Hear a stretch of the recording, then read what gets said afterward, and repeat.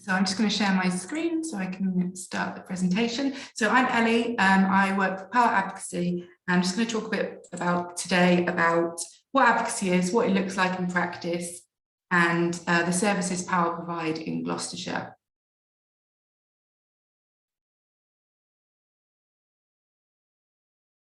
So just a bit of background, POWhER set up in 1996 following a group of service users who were fed up of feeling their voices weren't being heard, producing an advocacy handbook, which was then taken forward by the Charity Commission. And POWhER now has contracts in 100 local authorities, providing independent health and social care advocacy across England. In Gloucestershire, we have been providing statutory advocacy services since August 2017.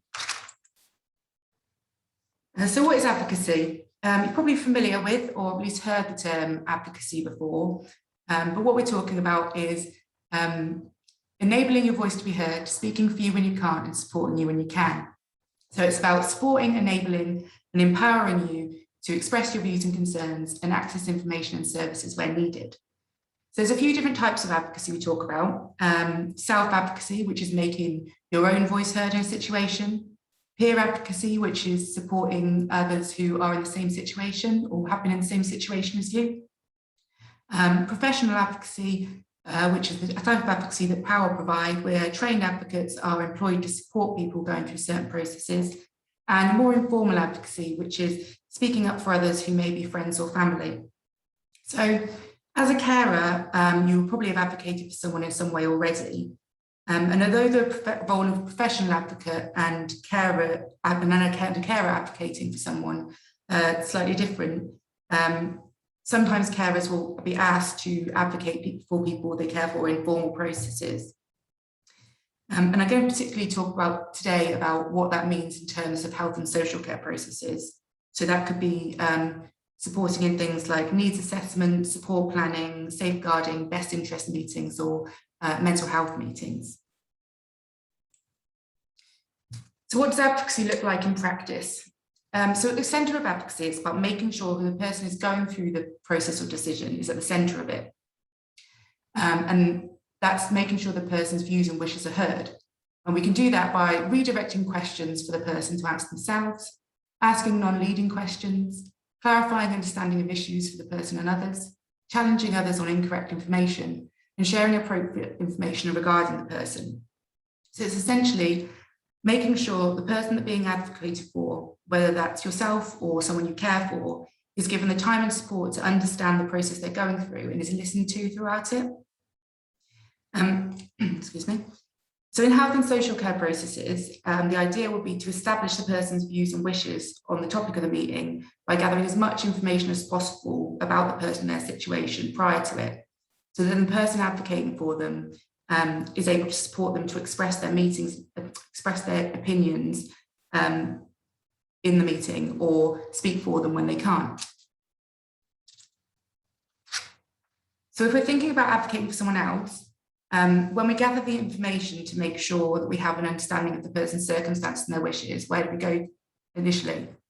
So the most important place is the person who's going through the process, as they have the best and most up-to-date information about anything in their life. And time should be taken to support them to communicate their wants and wishes prior to the meeting. As professional advocates in POWhER, they might also seek information from other places. That can be assessments and support plans from the local council, care plans from providers, medical records, daily records from care providers, speaking with friends and family who know the person, and other professionals who are working with them, such as the community learning disability team, doctors, support workers, care managers. As a carer advocating for someone, you would also bring your knowledge and understanding of that person, and it would be appropriate to share your views as well as the views of the person you were advocating for. Whereas in professional advocacy, the advocates wouldn't be appropriate for them to share their personal opinions. There can be some challenges as a carer advocating for someone through these formal processes, as sometimes it can be difficult to separate the two roles. For instance, it can be difficult to advocate for someone if you disagree with their choices or their views on a situation. So if you do feel you're unable to advocate for a person or unable to advocate for yourself going through the process, you may be able to get support from POWhER, and you can request an advocate through a social care professional. If a professional advocate is allocated for a person you are caring for, though, your views as a carer will still be taken into account in the process. So if you are preferred for professional advocacy, either for yourself or someone you care for, these will be for one of the services that we provide in Gloucestershire. And I'm going to talk a little bit about what all these services mean later. So under certain legislation, such as the Care Act, Mental Capacity Act, and Mental Health Act, it's a person's legal right to have advocacy representation in certain circumstances. And in Gloucestershire, POWhER are contracted by Gloucestershire County Council to provide this independent representation. So the statutory services we provide are Independent Care Act advocacy, Independent Mental Capacity advocacy, Independent Mental Health advocacy, Independent Health Complaints advocacy. And we also provide one non-statutory service, which is support with health and support with social care complaints. So as I said, I'm going to go through a little bit about what those all mean and the eligibility criteria for them later. Before I talk about each of the services, though, just to say that although POWhER operate across England, our Gloucestershire team are based just outside Gloucester City Centre in City Works, which also you might know as Gloucester Resource Centre, and our working hours are Monday to Friday, 9 to 5. As well as this, we have our Central Help Hub, which is in Birmingham, located at the Custard Factory, if you're familiar with that. And that's our central point for all our referrals and inquiries to go through. As well as the referrals, they also offer information signposting. So if you get in contact with them and the support you need isn't within our remit, then they can direct you to local services, which might be able to help as well.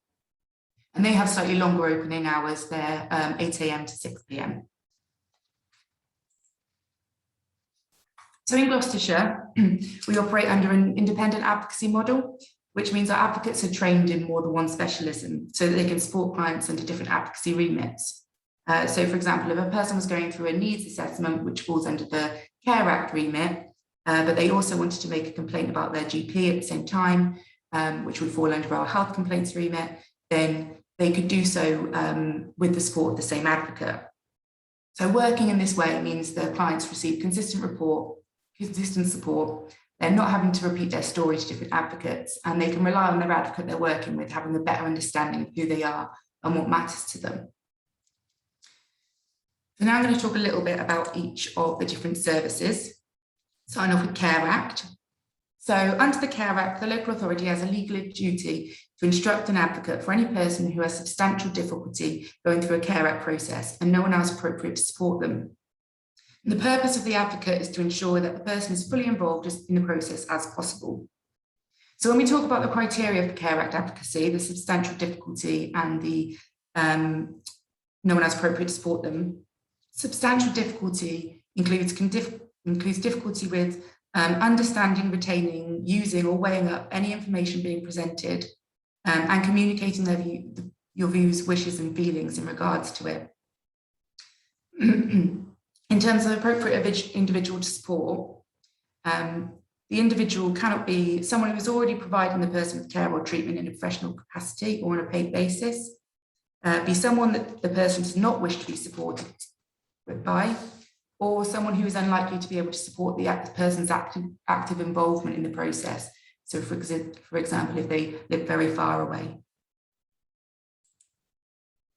So these are the types of Care Act processes that we support with. The majority of Care Act processes we support with are needs assessment and preparing or revising care and support plans. But as you can see on the list here, we also support with carers assessments. And as a carer, you have the right to a carer's assessment to assess if you can get any support to help you continue in your caring role. And as part of that, you're entitled to advocacy support if you need it. So if you are referred for a Care Act advocate to support you with your carer's assessment, the Care Act advocate will work with you to help you understand the process, decide the best way to support and represent you considering your communication needs, help you understand your rights under the Care Act, help you to understand how your care and support needs can be met, and help you make decisions about your care and support arrangements, communicate your views, wishes and feelings and what outcomes you want, and support you and represent you at meetings or when communicating with professionals. As I said, we have an additional non-statutory service that we also provide in Gloucestershire, which is independent advocacy who are eligible for Care Act advocacy and want to complain about their experience of adult social care.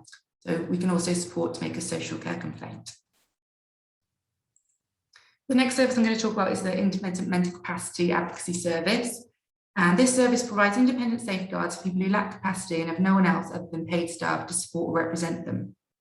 So the decisions we support with under IMCA are change of accommodation and serious medical treatment. And for both of these, it's mandatory that an advocate is instructed if the client meets the criteria of lacking capacity about the decision and having no one else other than paid staff to support them. And also referrals can be made at the discretion of this decision maker for care reviews and safeguarding cases where protective measures have been proposed. Also under our IMCA remit, we support clients who are under deprivation of liberty safeguards, known as DOLS. And our DOLS advocates are there to protect the rights of people who have been admitted to hospital or are living in residential care that lack capacity and are being deprived of liberty for their own safety. And our advocates work to ensure that their rights under the Mental Capacity Act are upheld and that deprivation is lawful, proportionate and in the person's best interest. The next service is our mental health advocacy service. And this service is for those who are currently being detained under certain sections of the Mental Health Act. So are in the mental health facilities within Gloucestershire, so Wootton Lawn, Charlton Lane and recovery units. Subject to a guardianship or community treatment order, so have been discharged from hospital but are still need to meet certain conditions, or are an informal inpatient in a mental health hospital. So our advocates support our mental health clients by explaining what is happening to them and their rights, helping prepare and support the meetings, including appeals, ward rounds, care plan approach meetings and tribunals, helping clients communicate with staff and helping clients access their medical and local authority records. So unlike the previous services I've just talked about, the Care Act and the mental capacity advocacy, which need to be referred into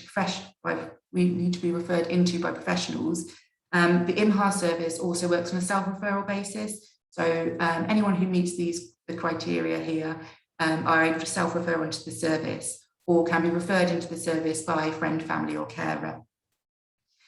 We now also offer some additional mental health advocacy support for those being discharged from Wootton Lawn Hospital for that period of transition between hospital and home to help them voice their needs throughout that discharge process, which is our community mental health advocacy project. So the final service I'm going to talk about is our mental health, the one I've just talked about is our independent complaints advocacy service. And this is a self-referral service which is open to anyone living in Gloucestershire that wants to make a complaint about an NHS-funded service. The incident the complaint is in relation to has to have occurred in the last 12 months, or if not, that has to be a reason why the complaint couldn't be made until now. And that could be they weren't aware of something that had gone wrong, or they weren't in, the person wasn't in a good place to make the complaint up until that point. So it's not a really strict criteria on the 12 months. You can make a complaint for yourself or on behalf of someone else with their consent, and we offer different levels of support depending on what the person needs. So when referred into the health complaints service, you receive a range of self-help tools which are in our self-help information pack, and that's things like letter templates and useful contacts. And for some people, those resources are enough for them to go off and complete the complaint by themselves. Other people would like more support, whether that's reviewing a complaint letter they've written themselves or help writing the complaint letter. Advocates can also support in local resolution meetings to meet with health professionals from the trust to try and come to a resolution about the complaint. And if the complaints can't be resolved at local level, our advocates can also help progress these to the Parliamentary Ombudsman. So that's a little bit about all the services we provide. And if you want to make a referral to the service or want any information, here are all our contact details. So our website at the top, POWHER.net/Gloucestershire, you'll find a little bit of information on all of our service and our leaflets on there. All our contact details, which go through to the Help Hub in Birmingham. And you can also follow our Facebook page, which is at empower.gloucestershire for more local updates. If you have come into contact with POWHER services, or you do so in the future and want to give us some feedback, whether that's good or bad about the work we've done with you, you can do this via our website, and the address is there. So it's POWHER.net/feedback.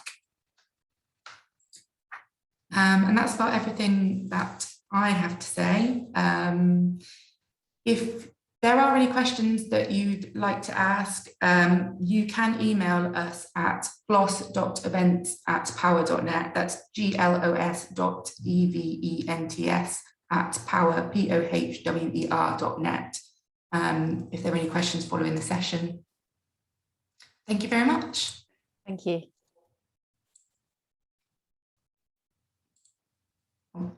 I don't know how to get back.